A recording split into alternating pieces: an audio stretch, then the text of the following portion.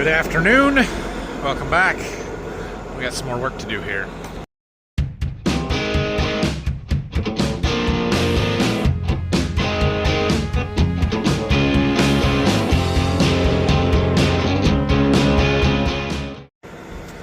It's new point day on the Ripper.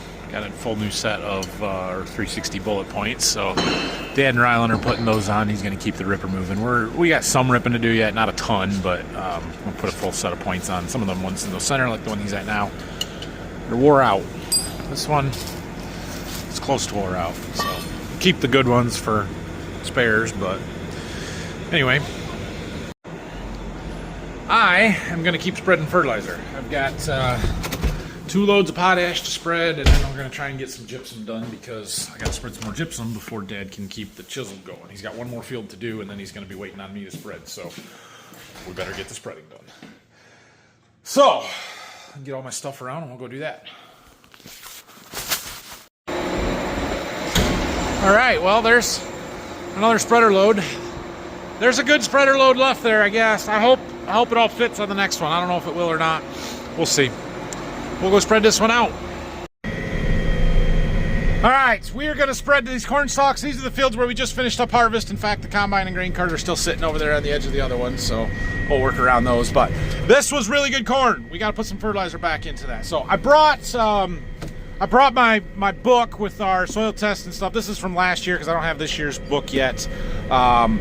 But we're going to talk about how we determine how much fertilizer and rates and zones and how we do all of the soil sampling stuff today. So we're going to have a big, long discussion about that from the tractor seat here as we go. But I'm going to perimeter this field first and get to where we can drive a little bit without me having to do a bunch of input so we can just talk. Okay, let's talk about fertilizer, fertility in crops, and why we apply what we do and how we decide how to apply it or what to apply. So, the first thing you have to have when you have any discussion about fertility is a soil sample. That's the basis that we have to start from. We hire what I call a crop consultant, but really all they do for us is take our soil samples and make the fertility recommendations.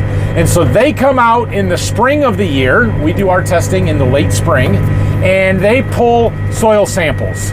And so we use a system called zone sampling. A lot of people will do grids, where just every so many acres you draw a grid map and you pull a sample from the center of those grids or however it is, and you sample based on that.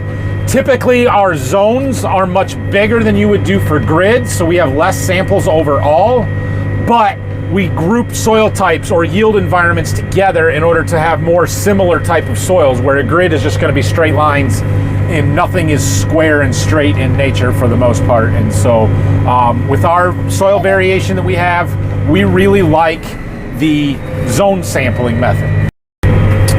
So I have here our soil reports and stuff. Like I said, this is from last year, but this field that we're in now would have been sampled last year, because what we do is pull soil samples the year before we're going to corn. Corn is the crop with the highest nutrient demands. It's what we typically will fertilize for as a priority. Doesn't mean we don't fertilize for soybeans, clearly, because we're putting fertilizer on right now ahead of soybeans. But we typically start with what's going to corn next year. So last year this field would have been soybeans, and we soil sampled it probably in June, late May or June, after it was planted, before the beans were really big. The consultant comes out here and they pull the soil samples from this field. I'm going to show you the map of this field. It looks like this. And you can kind of see all the little black lines there. They all have a number attached to them and an acres, okay? So we have zones A, B, C, D, E, and F in this field. So there are 6 zones. The total for the field is 45 acres. So that makes our zones 7.5 acres roughly on average. And you can kind of see the shapes of them there. Like, they're not square lines at all.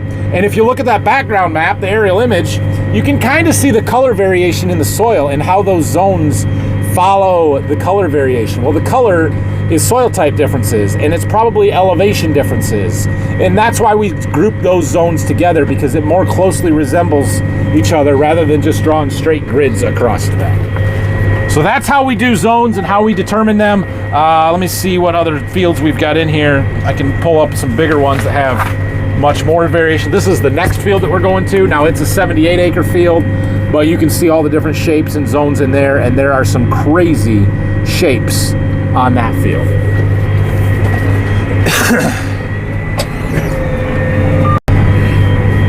Now, once we have all those zones laid out, they go and pull the samples.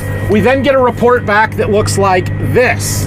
We have, I know you're not gonna be able to read this, but we have sample A, B, C, D, E, and F on the second page. So each one of those correlates to the zone that we saw on the previous page, and it gives us lots of information, and very important information. Things like CEC, or cation exchange capacity. Basically, how many sites are there in that soil for it to hold on to cations? And so this particular field has 6 zones, and they vary anywhere from, let me look at the last page just to make sure. Yeah.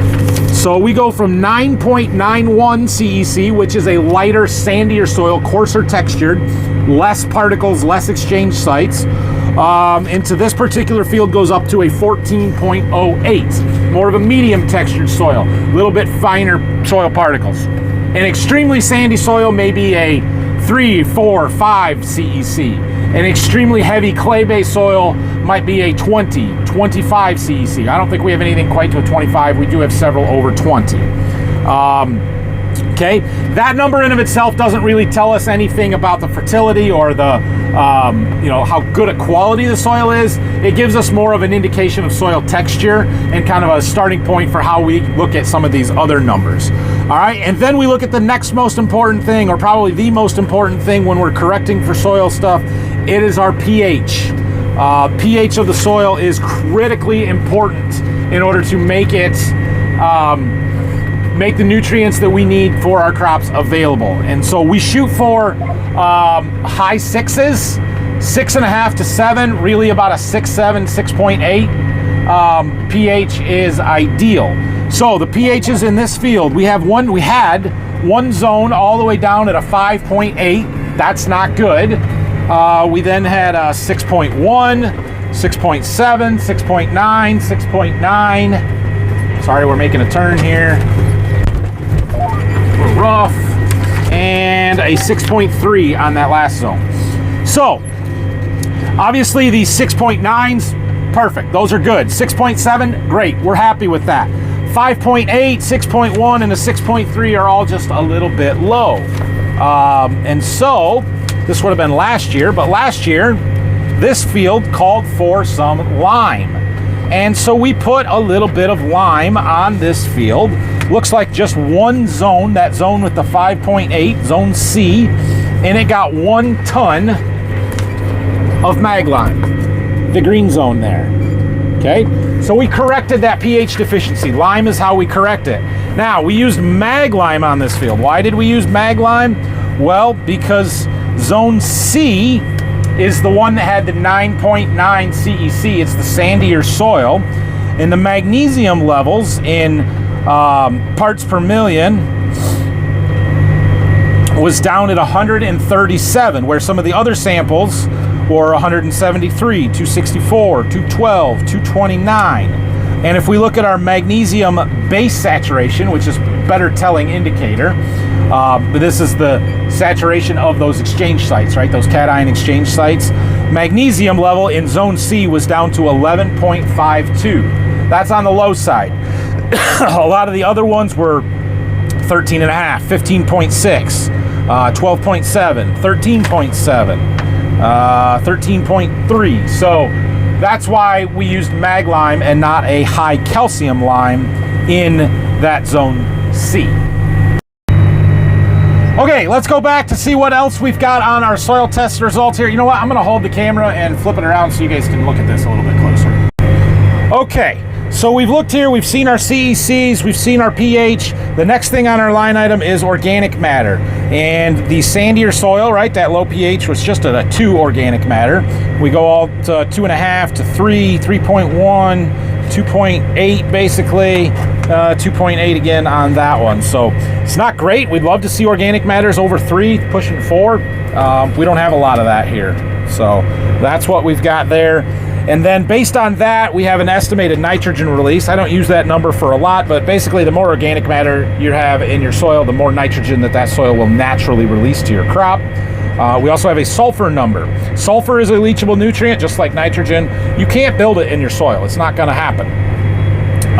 So our ppms are at 7, 10, 8, 10, 8, 9. So, you know, it is what it is. Basically, that just means, yeah, you better apply some sulfur to your growing crop, okay? So then we move into phosphorus. Now, the lab that we use, Brookside Lab, uses a Malic 3 phosphorus test. And so we had a ppms anywhere from 19 up to 41 here. There was a 17 on that one. So we could, based on these soil tests then, you know, apply varying rates of our phosphorus fertilizer. If you watched my video yesterday, you will remember that we did apply some MAP, or mono ammonium phosphate. It's 11-52-0, 52% phosphorus. That's to correct phosphorus deficiencies. And you'll also maybe remember that we only applied it to specific zones in those fields and at different rates based on these test levels. So I don't know, because I don't make the recommendations up, so I'd have to go back and look and kind of learn how they do that. But any of these zones that are in the 30s, the 35, 39, 34, and the 41, we would have applied 0 phosphate to it. No phosphorus, no MAP. We would not have needed any in those zones. However, the zone that was 17 and 19, those are a little low. We would like our phosphorus soil test level to be around a 25 or higher. Even a 20 and higher is considered, you know, sufficient. And so we would have applied a little bit of MAP into those zones. Maybe it was 100 pounds, maybe it was 120 pounds, maybe it was 150 pounds. I don't really know exactly how they make that recommendation or what their number they look at there. And you know what the number is to equate to how many pounds. I'd have to do some math to figure out that. However, that's not what we did on this farm. This is a field that we own, and we really, really like our chicken litter. And so we spread a flat rate of 2 tons of chicken litter to an acre on this field last year ahead of this corn crop. That chicken litter has phosphorus in it, has a lot of phosphorus in it. And so we use that to correct our phosphorus deficiency in those 2 zones. Now you may say, wait a minute, I thought you put it on the whole field. Well, we did. So even those zones that had more phosphorus in it, we added a little bit more. But phosphorus is a relatively stable nutrient in our soil. It does not move with water, and so we can actually build those levels over time. And there's enough other benefits to the chicken litter other than just the phosphorus that we put it on those zones anyway.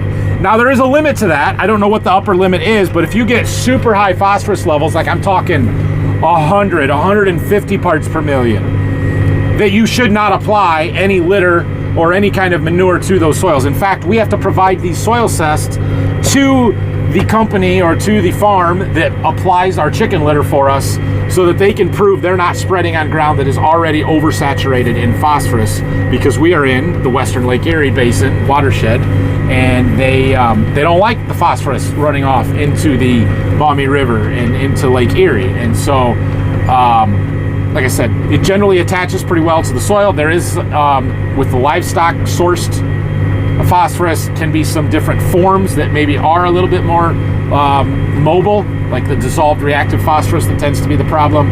If we applied MAP, it wouldn't be in that form, but yeah, like I said, there's enough advantages to the litter other than just the phosphorus that we applied it to the whole field. All right, let's look at some of our other numbers here. All right, we're bouncing enough. I don't know if you'll be able to read any of this, but next we come up with some of our exchangeable cations, the things that are going to bind to the CEC sites, or the cation exchange sites. We have calcium, we have magnesium, we have potassium, and we have sodium. And all of these are raw numbers as far as pounds per million, or parts per million, or pounds per acre.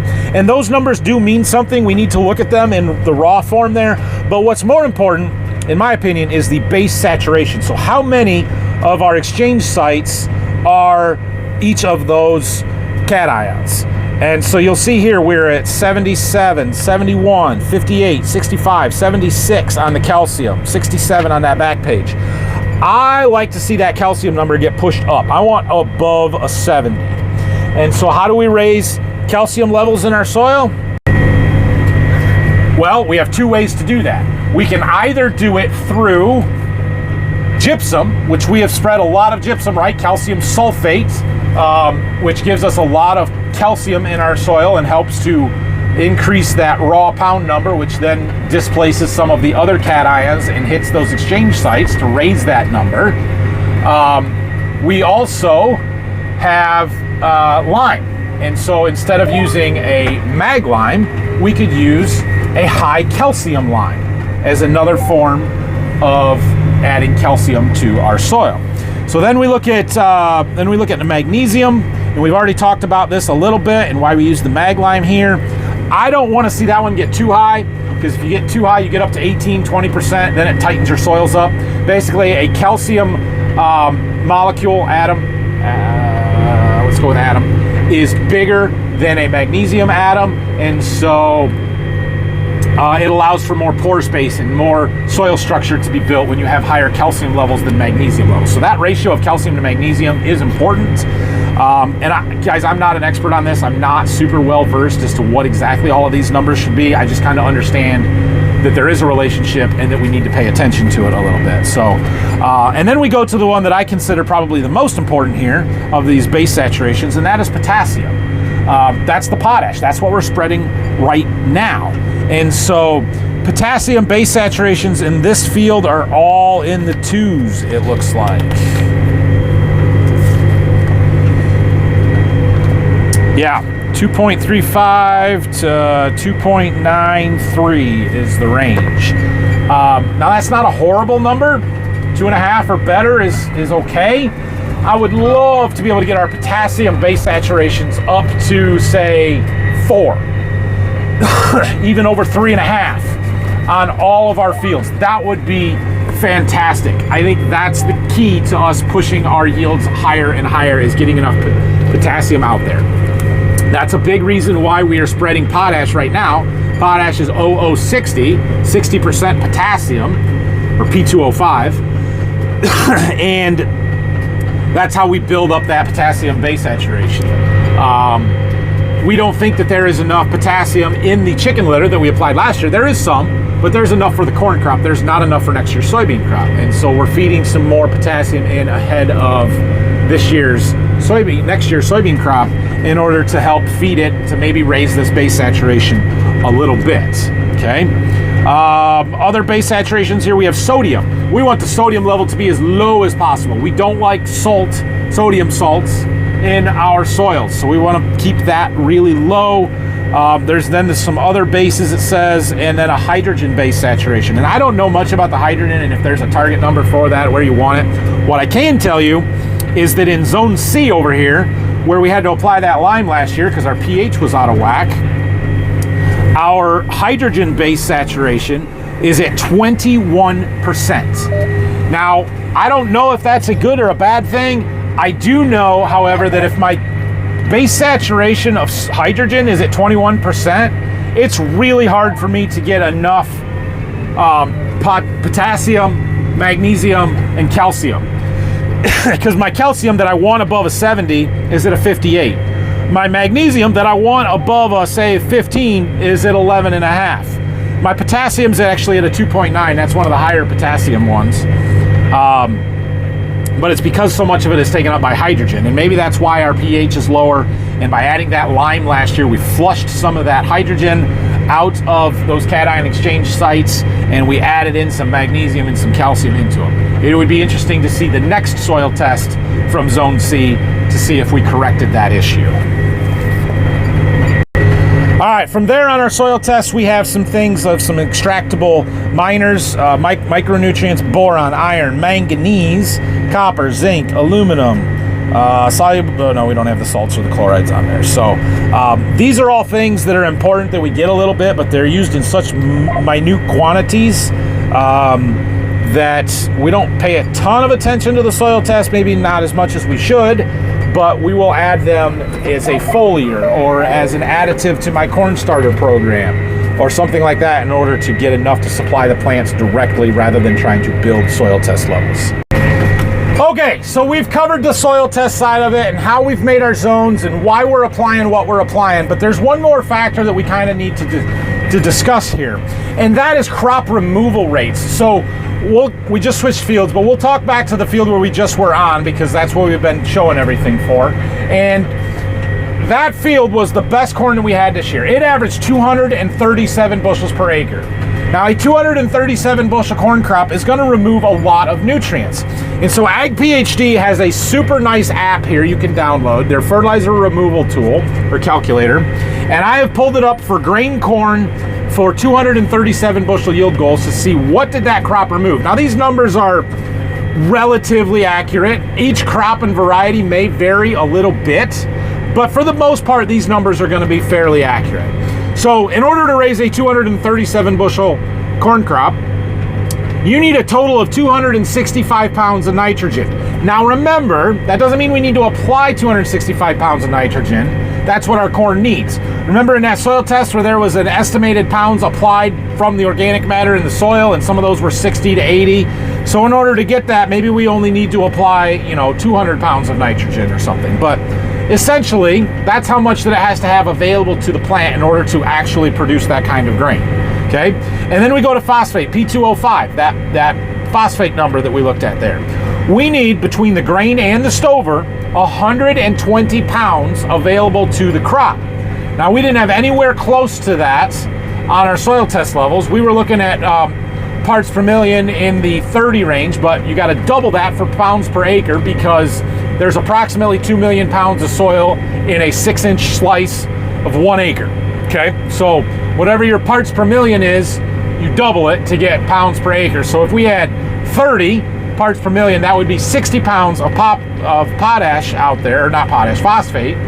And so between that, the chicken litter that we applied that has phosphorus in it, and the starter fertilizer that we're using, because there's a lot of phosphorus in my starter, right? We're using a 618.6 or a 1034.0 or whatever liquid we're using, and we have to supply 120 pounds to our corn crop.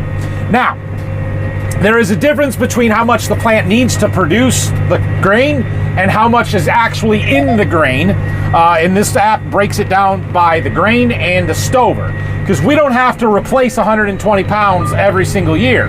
A lot of that is going to be returned to the soil through the residue. All these corn stalks that are out here in the soil or on the ground that we're going to get broken down for the next year's crop, right? And so in the stover, there's about 38 pounds of that phosphorus. The grain would remove about 83 pounds, okay? Now let's look at potassium. Potassium, we need 320 pounds to raise that crop, but there's only 60 pounds of that in the actual grain. The rest of it's all in the stalk. That's why it's so important to have good potassium levels in order to keep your crop standing, right? Because there's so much of it is in that stalk and it's needed for the structure of the plants. If you have down corn, check your potash your potash levels. Sulfur, we need 35 pounds of sulfur. 18 of that is in the grain, 16 of it's in the stover, but sulfur being a leachable nutrient, you got to supply that every single year. And then it's got numbers for magnesium, calcium, copper, manganese, zinc, boron, iron. But some of these, like zinc is 0.61 pounds, boron 0.63 pounds per acre. Those are tiny, tiny amounts that we need, which is why a quart of zinc in our starter is sufficient. A quart of boron foliarly is probably sufficient because we need less than a pound per acre. We just need to get it distributed evenly, and that's really hard to do via a dry spread. All right, what questions do we have on fertility? Let me know. I kind of went off for a while there. If I think of anything else, I'll be sure and add it in here, but that's a pretty good overview.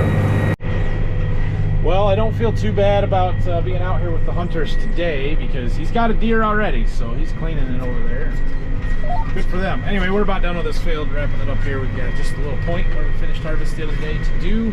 We're gonna head back and reload our spreader, hopefully with the last of it, and go to the last 2 fields we've got to do. All right, I didn't film it, but we reloaded our spreader. We did not get our pile all used up. There's not a lot left, but we weren't gonna get it all in, so I decided not to push it because I didn't need to. But we're out here, we got a 40-acre field that we're spreading here. Got a long, skinny one. This is a field where I let Brock run the combine a little bit a week or 2 ago. We'll get this one spread, and then I'm going to see how much we've got left in the spreader and whether we've got enough to finish the last field that we're going to go to or not. We'll go back and reload. Maybe we should just go back and reload anyway, because we will be able to get it all on when we're done here. So, I don't know. It's going all right. We'll just keep making our way across here until we get it used up. All right, we've got our next field here. We are just wrapping it up. I didn't show you any of it because, you know, whatever, but there it is, 72 acres. We still have about 7,700 pounds on the spreader. We're gonna go back to the farm. We're gonna load up the rest of the potash, see what we've got, and then we're gonna find a field that we own, and we're gonna go spread some extra potash on it, build our potassium levels up. That's what we're gonna do. So we'll see you guys back at the farm. All right, we're back. Let's load up the last of this. There wasn't much left, but a little bit. So we'll scoop up what we can, and then we're gonna have to get maybe the leaf blower, a broom, a shovel, all of the things, and clean it up real good. Try and get as much residue and dust out of here as we can. Well, time to get a shovel, a broom, a leaf blower, all of the things. See if we can't get that all scraped up into a nice little pile we can shovel into our bucket here.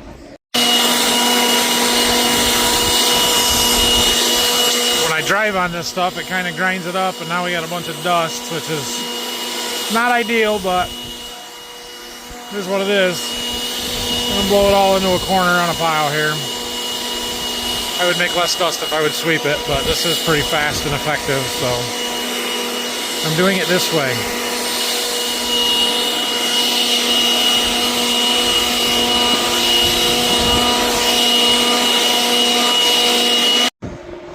Well, we got it cleaned up into a pile there. Let's see what we can scoop with the bucket, and then we'll shovel the rest in.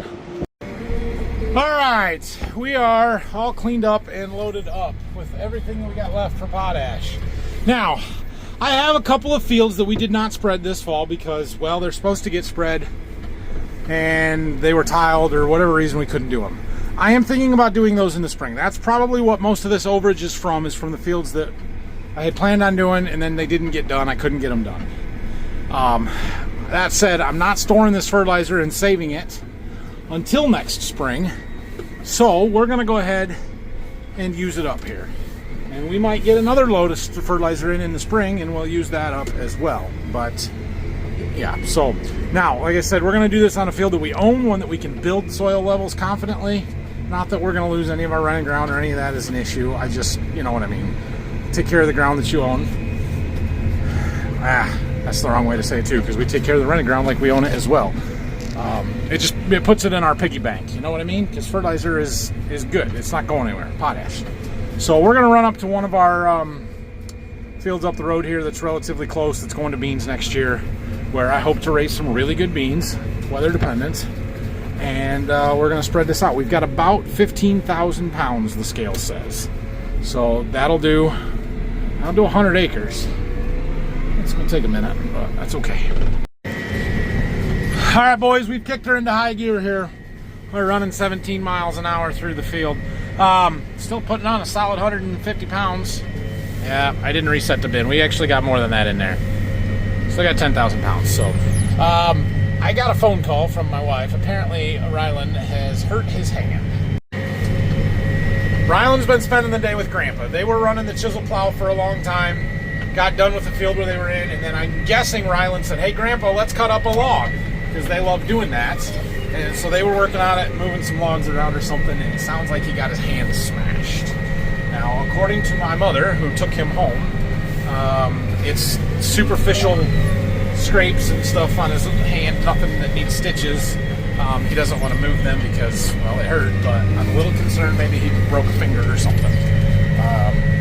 she said I didn't need to take him in and go anywhere real fast. So we're going to finish spreading, and then we're going to go home and check on him. But we got to get her done quickly. So we're putting on,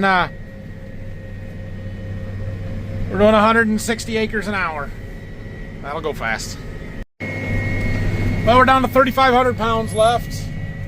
Getting down to the end of it here. Beautiful sunset tonight. Getting her used up. All right, well, we're done spreading. Lights are on in the barn here. I wonder if Dad's out here. I want to make sure he's okay. Having your grandson get hurt while he's working with you is probably a little hard on him. Figure out what happened. Okay, well, it sounds like they were cutting a log and had made a cut, and they were rolling it, trying to get it lined up with the dogs in the mill. And Grandpa was on one end with it, rolling it, and Brown was on the other end and had his hand on the log, and it like slipped, or it moved quickly.